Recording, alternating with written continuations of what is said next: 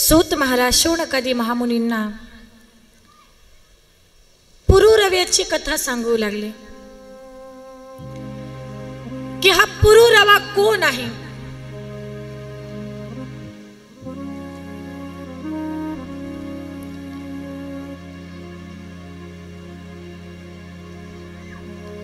सुदुम्नाच्या नंतर काल आपण पाहिली ना कथा की हा श्रीरूपी सुदुम्न पुन्हा त्याला पुरुषत्व प्राप्त झालं तर तो कालचा सुदुम्न, त्याच्यानंतर त्याचा मुलगा पुरुरवा, तो पूर्ण आपल्या वडिलांच्या पावलावर पाऊल टाकत सुंदर पद्धतीने राज्यकारभार चालू लागला. आणि खरंच तो वडिलांसारखा गुणी होता, धर्माप्रमाणे वागणारा होता, प्रजेला पुत्राप्रमाणे सांभाळणारा होता, संतांची सेवा करणारा हा पुरुरवा राजा की जो वडिलांच्या पावलावर पाऊल टाकून वडिलांची जबाबदारी जोपासण्याचं काम करतोय.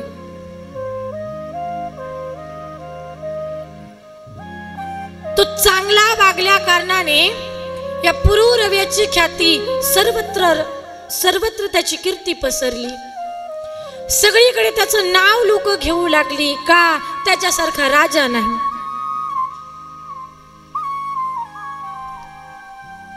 पण एक वेळी उर्वशी नावाच्या अप्सरेला ब्रह्मशापामुळे मृत्यू लोकामध्ये यावं लागलं.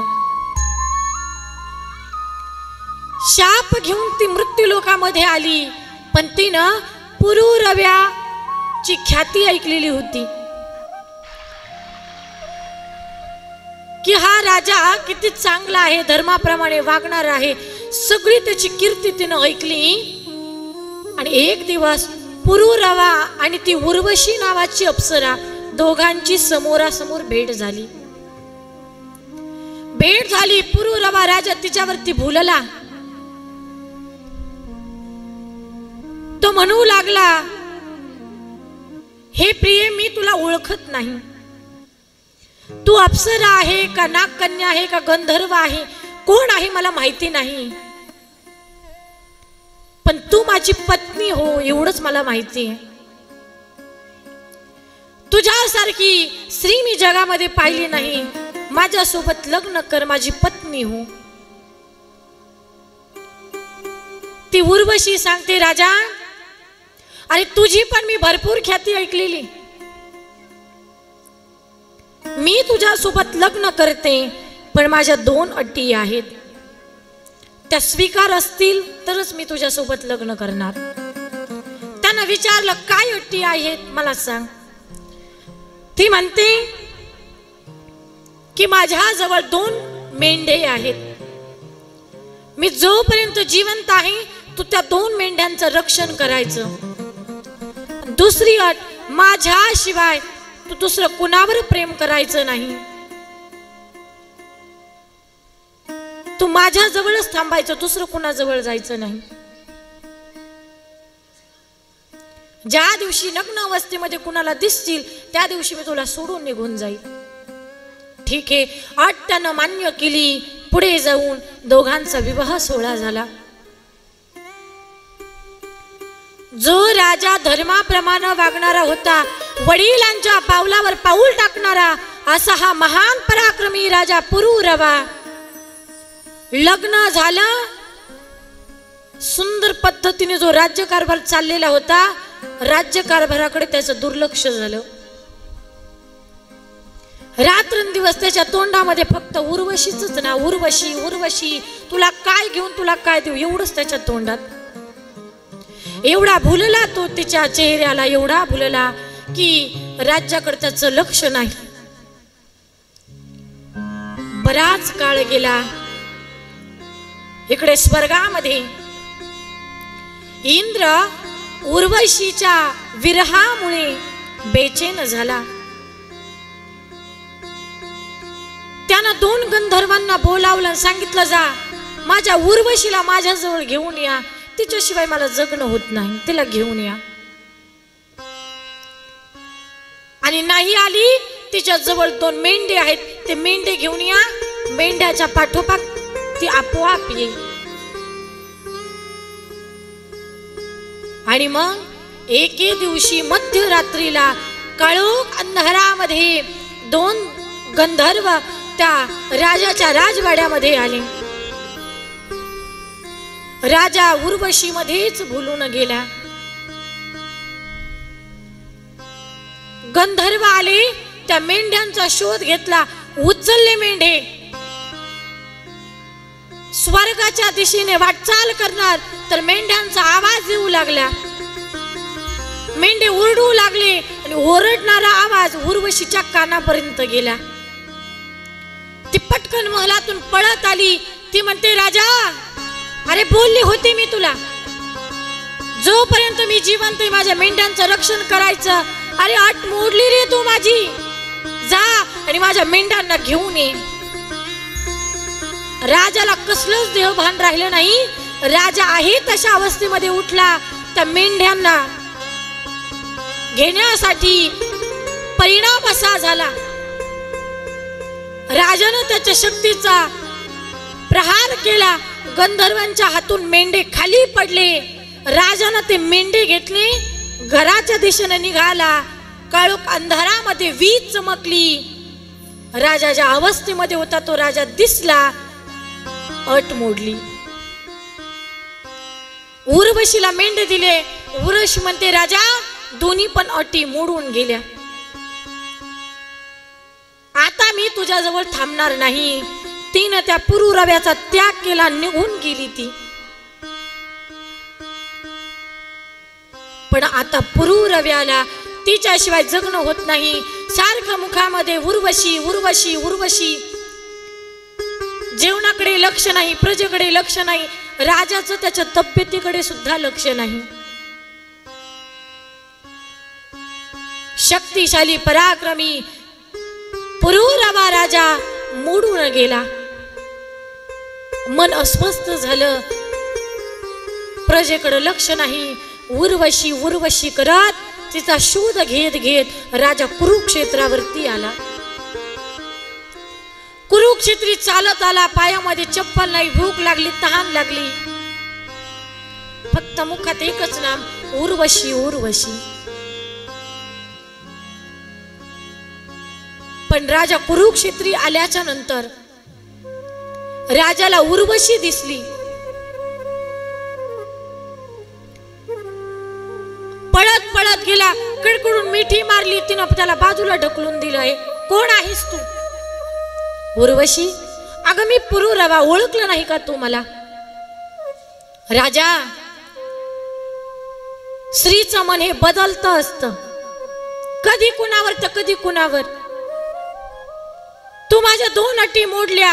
आता मी तुझ्या जवळ थांबू शकत नाही. तुझा वेळ वायाला घालू नको. राज्यामध्ये जा आणि राज्य कारभार चांगल्या पद्धतीने चालव. वेळ वायाला घालू नको. हा राजा म्हणू लागला, उर्वशी, तू माझ्या सोबत चल, मी सगळं काही व्यवस्थित करतो. पण ही ऐकत नाही. राजाला बाजूला ढकलून दिलं आणि ती स्वर्गाच्या दिशेने वाटचाल करून निघून गेली. राजा रडू लागला. आणि खरंय, स्त्रीचं मन हे कधी कुणावर तर कधी कुणावर. कारण स्त्रीचा स्वभाव हा लांडग्यासारखा असतो, कधी काय बदलल सांगता येतच नाही. ती निघून गेली. पण हा पुरुरवा, फक्त तिचं नाव मुखामध्ये, त्याला काहीच भान राहिलं नाही. मी राजा आहे, माझ्याकडे प्रजा आहे, काही देहभान राहिलं नाही. राजा फार दुःखी झाला आणि दुःखी होऊन आपल्या राजभवनात निघून गेला. कथा संपली. व्यास महाराजांनी हाच विचार केला, अरे ही अप्सरा माझ्यासाठी योग्य आहे की अयोग्य आहे हे मला माहिती नाही. पण ही जर माझ्यासाठी अयोग्य ठरली तर माझी अवस्था पुरुरव्यासारखी होईल. शौनकादी महामुनींनी कथा ऐकली पुरुरव्याची आणि विचारलं, पुढे व्यासांच्या जीवनात काय घडलं ते आता आम्हाला सांगा. आणि मग पुन्हा कथा सांगायला सुरुवात केली की त्या घृताच्या नावाच्या अप्सरेला पाहिलं तर काम वासना निर्माण झाली. परिणाम ती अप्सरा घाबरली. तिनं ओळखलं हे महात्मे काही सामान्य नाहीत, त्यांनी जर मला त्यांच्या समोर पाहिलं तर मला शाप देतील. म्हणून तिनं मैनाचं रूप धारण केलं ना आकाश मार्गे उड्डाण केलं. निघून गेली ती पोपटाचं रूप घेऊन. पण तिला पाहून जी काम वासना निर्माण झाली, वीर्य निर्माण झालं, तेव्हा व्यास महाराज अरणी मंथन करत होते ते त्या ठिकाणी त्याचा समावेश झाला.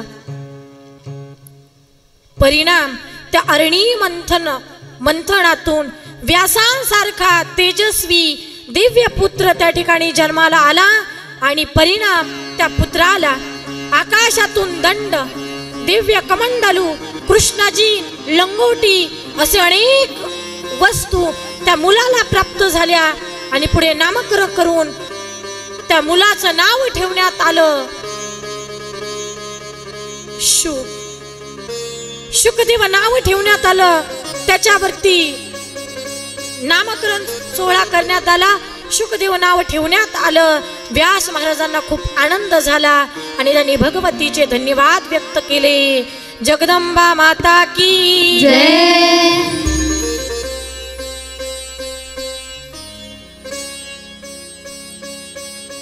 आई जगदंबेचे वारंवार धन्यवाद व्यक्त केले. मुलगा जन्माला आला. व्यास महाराजांना खूप आनंद झाला. मुलाचं नाव ठेवण्यात आलं शुकदेव, की जे भागवताचे गुरु बनले असे अधिकारी महात्मे शुकदेव महाराज. हळूहळू ते लहानाचे मोठे होऊ लागले.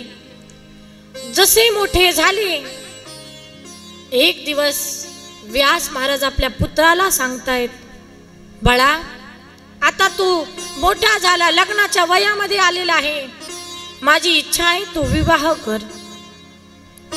पण शुकदेव महाराज नकार देतात. शुकदेव सांगतात, बाबा आजपर्यंत या संसारामध्ये राहून कुणाचं भलं झालंय का?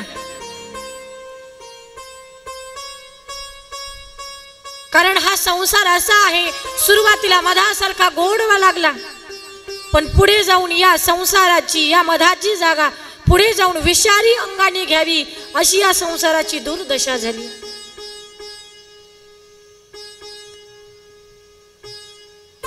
मला संसार नकोय. व्यास महाराजांच्या मनामध्ये विचार आहे की माझ्या मुलानं गृहस्थी जीवन जगलं पाहिजे, संसाराचा प्रपंचाचा स्वीकार केला पाहिजे. पण मुलगा ऐकायला तयार नाही. मुलगा ऐकायला तयार नाही म्हणून व्यास महाराजांनी आपल्या पुत्राला श्रीमद भागवत महापुराण सांगायचं ठरवलं. कुणी म्हणेल ताई भागवतच का सांगितलं? कारण भागवत हे प्रेमशास्त्र आहे. माणसाच्या मनामध्ये प्रेम भाव जागा करण्याची ताकद श्रीमद भागवत महापुराण ग्रंथामध्ये आहे. म्हणून व्यासांनी श्रीमद भागवत सांगितलं आपल्या पुत्राला. भागवताचा श्री गणेशाय झाला. भागवत सांगायला सुरुवात झाली. भागवत सांगितलं. शेवटचा दिवस परिणाम असा झाला भागवताचा की शुकदेव महाराजांच्या अंतकरणामध्ये प्रेम भाव जागा झाला. प्रेम भाव जागा झाला. ही अवस्था पाहून शुकदेवांची व्यास महाराजांना खूप आनंद झाला. श्रीमद भागवत कथेतून प्रेम भाव जागा झाला. पण ऐका, ते जे प्रेम आहे ते प्रेम शुकदेव महाराज कुणाला द्यायला तयार नाहीत. व्यास महाराजांनी विचार केला, अरे आता तरी आपल्या पुत्राने प्रपंचाचा स्वीकार करावा. पण व्यासांच्या लक्षात आलं की आपला पुत्र प्रपंचापासून आणखीनही विरक्त आहे, संसार नको म्हणतोय. त्यावेळी व्यासांनी आपल्या पुत्राला श्रीमद देवी भागवत सांगितलं. देवी भागवत सांगण्याचं कार्य चालू झालं. पण देवी भागवत फक्त एकट्या पुत्राला नाही सांगितलं, सूत महाराज आणि शुकदेव महाराज या दोघांना पण देवी भागवत सांगितलं. व्यासांचे पुत्र शुकदेव महाराज आणि व्यासांचे शिष्य सूतजी महाराज दोघांना श्रीमद देवी भागवत सांगितलं. पण ते सांगत असताना, कथा श्रवण करत असताना व्यास महाराज बोलले की तुमच्या दोघांमध्ये ही प्रेमशास्त्र निर्माण झालेलं आहे श्रीमद भागवत कथेतून. पण हे प्रेम जोपर्यंत जगाला तुम्ही वाटत नाही तोपर्यंत तुमच्या अंतःकरणामध्ये शक्तीचा संचार होऊ शकत नाही. म्हणून हे प्रेमशास्त्र तुम्ही दुसऱ्यांना द्या. हे देवी भागवतामधून ऐकलं. पण त्यानंतरही शुकदेव महाराज दुःखी आहेत. ग्रहस्थ आश्रमाचा ते स्वीकार करायला नकार देतात. वडील वारंवार लेकराला समजावून सांगतात. पण शुकदेव महाराज ऐकायला तयार नाहीयेत. व्यास महाराज आपल्या पुत्राला पाहून सारखे दुःखी असायचे. अरे या पोराला एवढं सांगतोय मी, तू गृहस्थी जीवन सुरू कर, प्रपंचाचा स्वीकार कर, पण मुलगा ऐकत नाही. असं काय करू की लेकराच्या लक्षात येईल संसार दुःखाला कारण नाही, त्यातील आसक्ती दुःखाला कारण आहे. असं काय करू? असं या जगामध्ये कोण असेल माझ्या लेकराला समजावून सांगल की संसारातील आसक्ती दुःखाला कारण आहे? विचार चालू झाला. आणि मग विचार करून व्यासांच्या मनामध्ये प्रश्नांचं उत्तर सापडलं. त्यांनी ठरवलं आपल्या पुत्राला आपण विदेही राजा जनकाकडे पाठवू. कारण राजा जनक जी अशी आहेत, प्रपंचात राहून प्रपंचापासून विरक्त आहेत. म्हणून त्यांना विदेही राजा जनक असे म्हटलं जातं.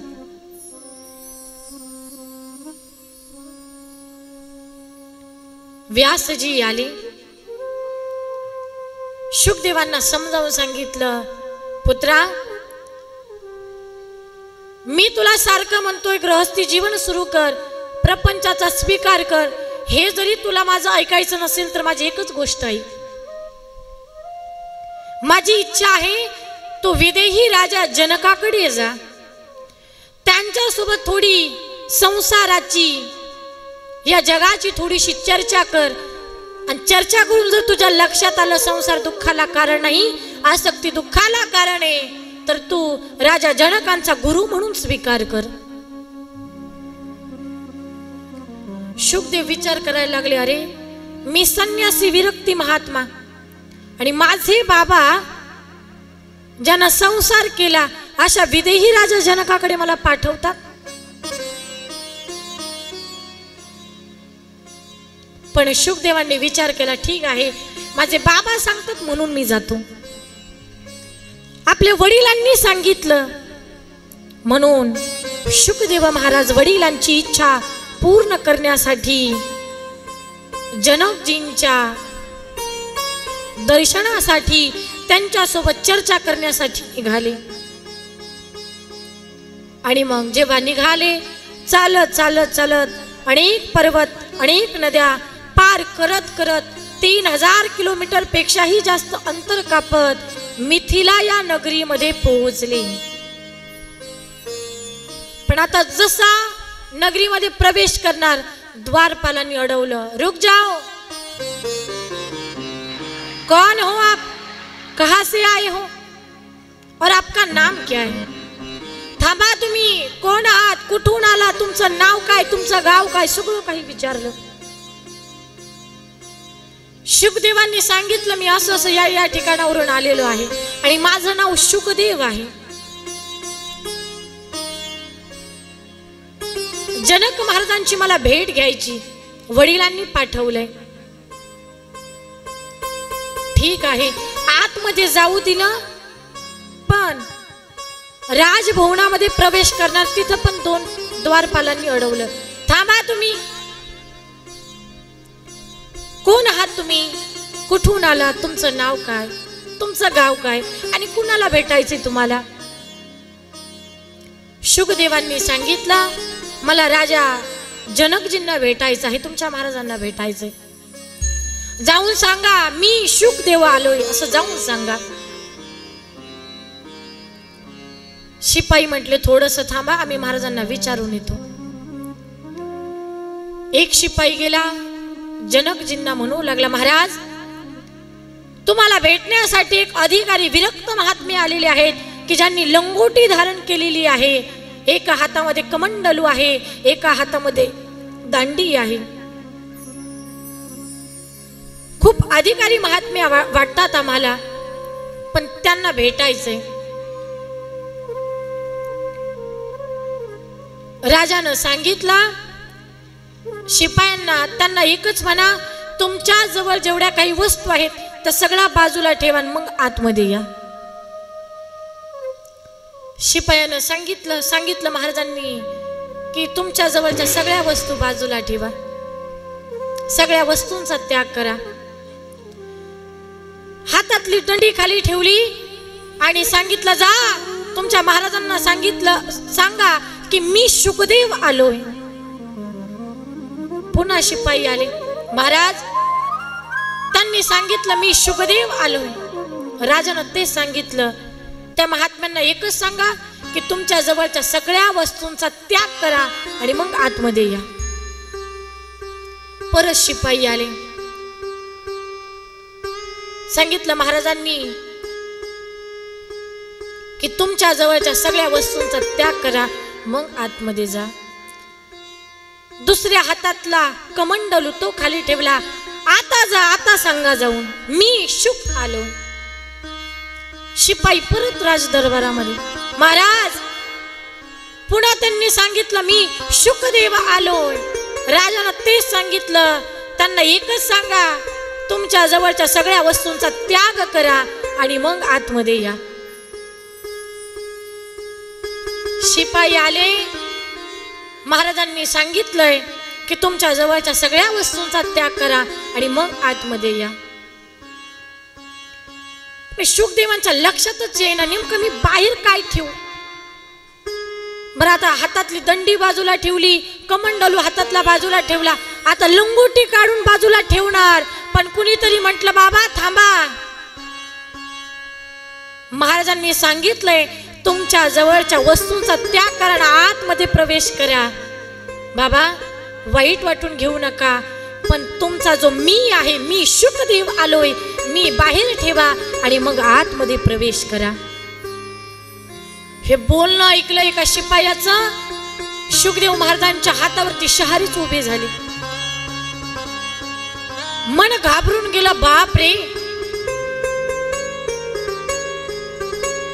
अरे खरंच हा विदेही राजा जनक आहे.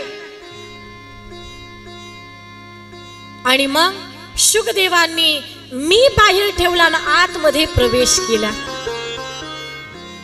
आतमध्ये गेले, जनक महाराजांनी शुकदेव महाराजांचं आगमन केलं, स्वागत केलं, चरण धुवून काढले, तिलक केला,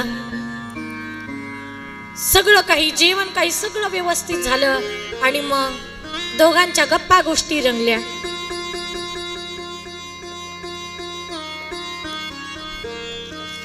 जनक राजा आणि शुकदेव महाराज दोघांमध्ये चर्चा सुरू झाली. शुकदेव महाराज प्रपंचाविषयी आपलं स्वतःचं मत मांडायला सुरुवात केली आणि एका बाजूला राजानं सुद्धा आपलं मत मांडायला सुरुवात केली. जनकजी म्हणतात, शुकदेवा एवढा सगळा राज्यकारभार आहे माझ्याकडे, प्रपंचात राहून मी प्रपंचापासून अलिप्त आहे, विरक्त आहे. ज्याप्रमाणे कमळ हे पाण्यातच असतं पण ते पाण्यापेक्षा वेगळं असतं, तसं माझं जगणं आहे. प्रपंचात राहून मी प्रपंचापासून विरक्त आहे। असोनी संसारी जीव वेगोकारी, असोनी संसारी जीवे वेगोकारी, असोनी संसारी जीवे वेगोकारी, असोनी संसारी जीवे वेगोकारी। वेदशास्त्र उभारी पायाचा दा, वेदशास्त्र उभारी पायाचा दा, हरिमुखे माना रे मुखे माना, हरिमुखे माना रे मुखे माना। वेदशास्त्र उभारी पायाचा दा, वेदशास्त्र उभारी पायाचा दा, हरिमुखे माना रे मुखे माना, हरिमुखे माना रे मुखे माना, हरिमुखे माना रे मुखे माना। राजा, माणसानं संसारामध्ये राहून संसाराच्या वेगळं राहिलं पाहिजे। असुनी संसारी जिभे वेगो करी, वेदशास्त्र उभारी बाह्य सदा। ज्याप्रमाणे कमळ हे पाण्यातच असतं पण ते पाण्याहून वेगळं असतं ना, तसं जर माणसानं संसारामध्ये राहिलं तर माणसाला या संसारातल्या मायेचा त्रास अजिबात होत नाही। या गोष्टीचा मला अहंकार नाही। पण हे मी तुला का सांगतो, संसार दुःखाला कारण नाहीये, त्यातील आसक्ती दुःखाला कारण आहे। जनकजी म्हणतात, शुकदेवा तुम्ही फार मोठे महात्मे आहेत, तुमचा अधिकार तुमचा महिमा मला माहिती आहे, पण तरीही प्रपंचाचा स्वीकार करा। का संसार वाईट नाहीये, त्यातील आसक्ती वाईट आहे। पण शुकदेवांच्या काहीच लक्षात येईना, त्यांचं एकच मत, मला संसार नको, संसार नको मला। त्यांच्या मनाचं परिवर्तन करण्यासाठी एक दिवस जनक महाराज शुकदेवांना गंगा स्नानासाठी घेऊन गेले। गंगा स्नान करून आल्याच्या नंतर एके ठिकाणी अनेक साधू संतांची मांदी आली होती, सगळे साधू संत मंडळी एकत्र आलेली होती आणि त्यांच्यामध्ये शास्त्राची चर्चा सुरू होती। जनकजींनी शुकदेवांना घेतलं आणि त्या संतांमध्ये त्या चर्चेमध्ये येऊन बसले। बरीच चर्चा ऐकली, पण काही शिपाई पळत आले। महाराज, आग लागली। कशाला? तुमच्या कोशागाराला, भवनाला आग लागली, आग लागली। जसे शब्द बाहेर पडले, सगळी संत मंडळी उठली आणि सगळेजण त्या भवनाच्या दिशेनं पळत सुटले। राजाने आवाज दिला, थांबा, राजभवन माझं जळतंय, कोशागार माझं जळतंय, पण तुम्ही का पळता? कुणीतरी म्हटलं, महाराज तुम्ही राजे आहात, तुम्हाला कशाची कमी नाही, पण आम्ही संत आहोत, स्नान केलेल्या लंगोट्या आमच्या त्या भवनामध्ये आहेत, त्या जर आम्हाला नाही भेटल्या तर उद्या घालायची पंचायत आमची होईल, म्हणून आम्ही त्या आणण्यासाठी पळत आहोत। सगळे पळून गेले। राजा जनकजींचं सगळं धन कोशागार जळालं, अर्ध जळालं। असं म्हणतात, एवढी आग लागली, एवढी आग लागली की जनकजींचा हात देखील जळाला, पण चर्चासत्र त्यांनी सोडलं नाही।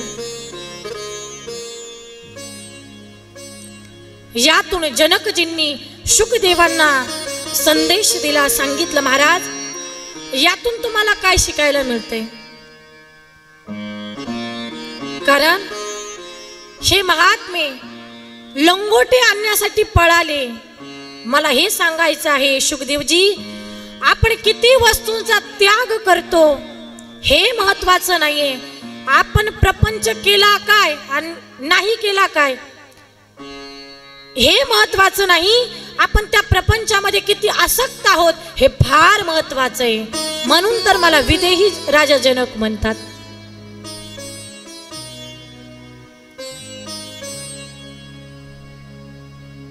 संसारामध्ये एखादी इच्छा आशा पूर्ण नाही झाली की माणूस दुःखी होतो. हेच समजावून सांगतात जनकजी शुकदेवांना की आपण किती वस्तूंचा त्याग करतो महत्वाचं नाही, तसं प्रपंचामध्ये प्रपंचाचा स्वीकार केला काय किंवा नाही जरी केला तर त्यामध्ये आपण किती आसक्त राहतो हे फार महत्वाचं आहे. म्हणून संसार दुःखाला कारण नाहीये, त्यातील आसक्ती दुःखाला कारण आहे. माणसानं कधी कोणती वस्तू कुठं काय ठेवली पाहिजे हे कळालं पाहिजे. शुकदेवांना समजावून सांगण्यासाठी जनकजी सांगू लागले, शुकदेवा की मी जे सांगतोय ते समजण्यासाठी आणखी नाही का. एका गुरुच्या घरी 2 शिष्य राहत होते. महात्म्यानं सांगितलं, त्या गुरूंनी सांगितलं, स्त्री पासून सावध राहा. स्त्री म्हणजे अग्नीची ज्वाला आहे, म्हणून तर पेट्रोल पंपावर तिला घेऊन जात नाहीत. महिला मंडळ कधीतरी तुम्ही टू व्हीलर वर गेलात तुमच्या मालकांसोबत, आता गाडीमध्ये पेट्रोल टाकायचं असेल तर ते काय करतात, तुम्हाला बाहेरच सोडतात, मग आतमध्ये जाऊन पेट्रोल भरून परत तुम्ही बसताना मग गाडीवर जाता. बरोबर आहे का नाही. कधीतरी प्रश्न पडला असेल हे आम्हाला बाहेर का सोडतात, तर त्याचा उत्तर असं आहे, स्त्री म्हणजे अग्नीची ज्वाला आहे, जिथं जाईल तिथं पेटवण्याचं काम करते, तिथं पेट्रोल पंप आहे, त्याच्यामुळे तुम्हाला बाहेर सोडवतात. त्या गुरुजींनी सांगितलं, स्त्री म्हणजे अग्नीची ज्वाला आहे, तिच्यापासून थोडं सावध राहा, तिच्या रूपाला तिच्या बोलण्याला अजिबात भूलू नका, असं गुरूंनी सांगितलं. पाठ संपला. 2 शिष्य होते. आता भिक्षा आणण्याची वेळ झाली. नदी पार करून दुसऱ्या गावामध्ये भिक्षा आणायला गेले. भिक्षा घेतली ना आश्रमामध्ये निघाले. ज्या नदीतून त्यांना प्रवास करायचा होता त्या नदी काठी एक स्त्री रडत होती. सुंदर होती ती, रडत होती. पहिल्या शिष्यानं पाहिलं पण विचारलंच नाही का गुरूंनी सांगितलंय की स्त्री पासून सावध राहा. तेच दुसऱ्या शिष्यानं पाहिलं. तो दुसरा शिष्य जवळ आला, म्हटलं, ताई का रडता तुम्ही. फक्त विचारलं. पहिला त्याचा तो गुरुबंधू म्हणू लागला, अरे तुला काही कळतं की नाही, आजच आपल्या गुरूंनी सांगितलं स्त्री पासून सावध राहा, स्त्री म्हणजे अग्नीची ज्वाला आहे. तो शिष्य म्हटला, गुरूंनी फक्त सांगितलंय स्त्री पासून सावध राहा, स्त्रीला बोलू नका असं आपल्या गुरूंनी सांगितलेलं नाहीये. पण पहिला थोडा हुशार होता. हा म्हटला गुरूंची आज्ञा मोडली, गुरूंची आज्ञा मोडली, सारखं म्हणायला सुरुवात केली. पण त्या शिष्यानं विचारलं, ताई का रडता तुम्ही. ती सांगू लागली, दादा माझं गाव नदीच्या पलीकडे आहे, घरी माझी 2 मुलं आहेत, दिवसभर मी या गावामध्ये राहिले कामासाठी, माझी लेकरं माझी वाट पाहत असतील. समोर वाहती नदी आहे, पण त्या नदीमध्ये किती पाणी आहे, बरं ती नदी किती खोल आहे मला माहिती नाही. या पाण्याची मला खूप भीती वाटते, आधार देऊन मला नदीच्या पलीकडे सोडता का. त्या गुरु शिष्यानं सांगितलं. शिष्य बोला, ताई काळजी करू नका, माझ्या पाठीमागे झाला. आता जो म्हणत होता गुरूंची आज्ञा मोडली तो गेला एकटा निघून. पण यानं त्या स्त्रीला त्याच्या सोबत घेतलं. हा पुढे ती स्त्री पाठीमागे चालत चालत तिचा पाय पाण्यामध्ये गेला, खोल पाण्यात गेला. ती म्हटली, दादा मला वाचवा या पाण्यातून. त्या शिष्यानं त्या स्त्रीला धरलं, पाठीवरती घेतलं, नदीच्या पलीकडे सोडलं आणि नमस्कार केला. ती स्त्री तिच्या घरी निघून गेली. पण जो शिष्य म्हणत होता की गुरूंची आज्ञा मोडली, तो या शिष्याच्या अगोदर आश्रमामध्ये गेला आणि गुरूंना सांगू लागला, गुरुजी गुरुजी कालच तुम्ही सांगितलं होतं स्त्री पासून सावध राहा, स्त्री अग्नीची ज्वाला आहे, पण या शिष्यानं तुमची आज्ञा मोडली. हा शिष्य स्त्रीला बोलला काय, त्याच्या हाताला पकडून नदीच्या पलीकडे सोडलं, यानं तुमची आज्ञा मोडली. त्या शिष्याचं बोलणं ऐकलं, सगळा प्रकार सांगितला. गुरुजी म्हणतात, बाळा श्रीचं तू सगळं मला काही सांगितलं, याने नदी पलीकडे सोडलं. अरे वेड्या, तो तर नदीच्या पलीकडे तिला सोडून आला, पण तू तर तिला तुझ्या मनामध्ये आश्रमामध्ये घेऊन आला. याचं काय करायचं? तो नदीच्या पलीकडे सोडून आला, तू तिला तुझ्या मनामध्ये घेऊन आला. याचं काय करायचं? यानं तर मदत केली. लक्षात घ्या, याचा अर्थ संसारामध्ये किती राहतो महत्वाचं नाही, पण संसार करून जी माणसं परमार्थ करतात ना, खरंच त्या मंडळींचं कौतुक आहे. कारण प्रपंचाबरोबर जर परमार्थाची गुढी, परमार्थाची जोड असेल तर नक्कीच तुमचा प्रपंच आणि परमार्थ या दोन गोष्टी यशस्वी झाल्याशिवाय राहणार नाहीत.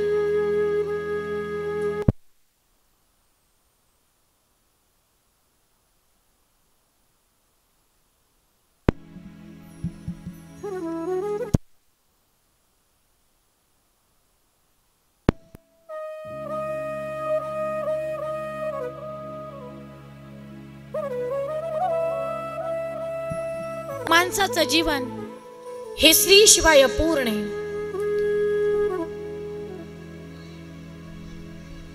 एके ठिकाणी सुंदरसं वर्णन आलेलं आहे.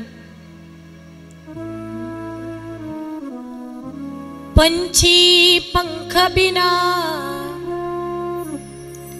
हत्ती दंत बिना, नारी पुरुष बिना, वेशा पुत्र पिता बिना हीन, वेसी प्राणी भजन बिना,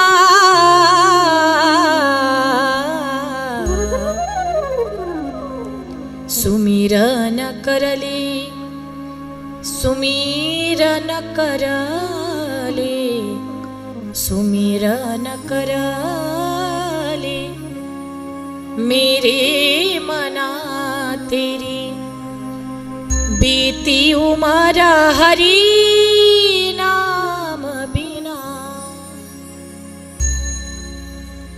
माणसाचं जीवन श्री शिवाय पूर्ण आहे. गुरु शिष्याची कथा ऐकली. शुकदेव महाराजांनी प्रपंचाचा स्वीकार केला. सुंदर पद्धतीने शुकदेव महाराजांचा गृहस्थी जीवन सुरू झालं. पितरांची कन्या पिवरी हिच्या सोबत लग्न झालं. पुढे जाऊन त्यांना कृष्ण, गौरप्रभ, भूरी, देवश्रुत 4 पुत्र आणि कीर्ती नावाची एक कन्या. आपल्या लेकरानं प्रपंचाचा स्वीकार केला. ही बातमी जेव्हा व्यासांना कळाली तेव्हा त्यांना खूप आनंद झाला. पुढे शुकदेव महाराज प्रपंच करून आकाशद्वारे उड्डाण करून निघून जातात. त्यापुढे काय झालं आपण ते उद्या पाहू. पण पहा, जे देवी भागवताचं जे आपण नियोजन केलेलं आहे, आईचा गोंधळ असेल, तिची उपासना असेल, तिचं व्रत असेल, ते तुम्ही आम्ही करावं नवल नाही. साधू संतांनी सुद्धा आईची उपासना केली, तिची आराधना केली, तिचा जोगवा मागितलेला आहे. तेच आपण झाकी रूपामध्ये पाहणार आहोत. झाकी घेऊन या. चांदण्या महाली हसली गोड गाली, चांदण्या महाली हसली गोड गाली, नटून स्वार पालखीत झाली. झाकी घेऊन या. नटून स्वार पालखीत झाली, माझी येडाई गरबा खेळाया निघाली. नटून स्वार पालखीत झाली, माझी येडाई गरबा खेळाया निघाली. नटून पालखीत झाली, माझी येडाई गरबा खेळाया निघाली. नटून पालखीत झाली,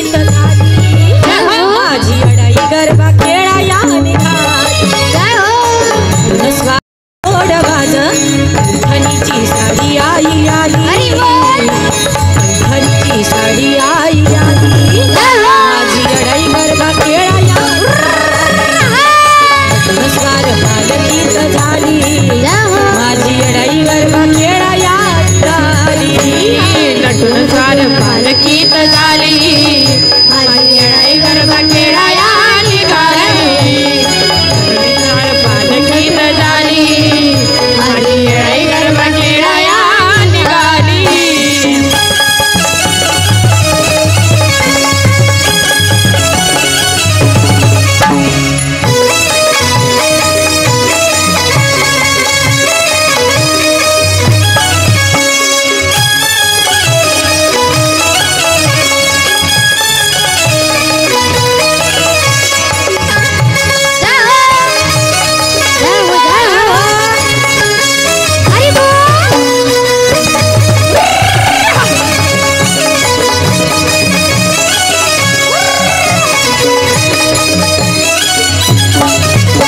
आईचा जोगवा तुम्ही आम्ही मागतो नवल नाही देवीची अनेक भक्त आहेत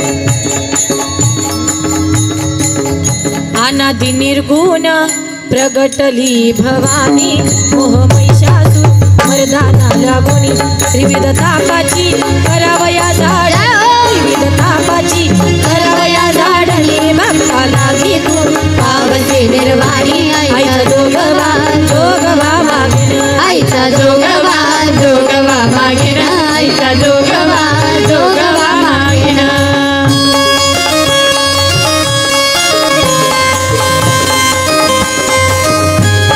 हरी बोल जय हो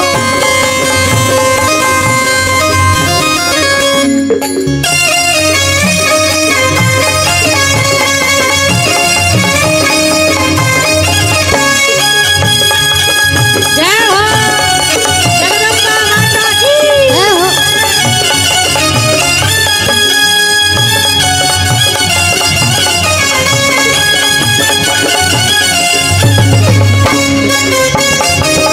जय हो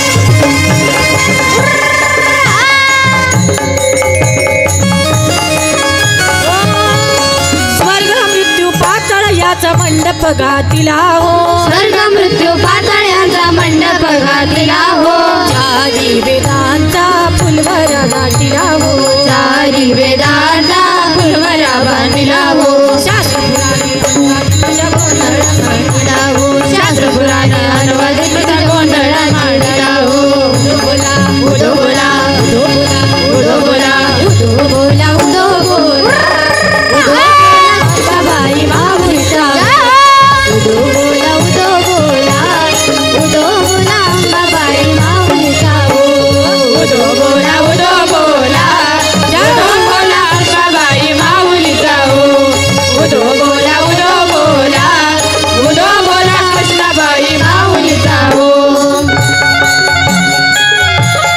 जय हो आई राजा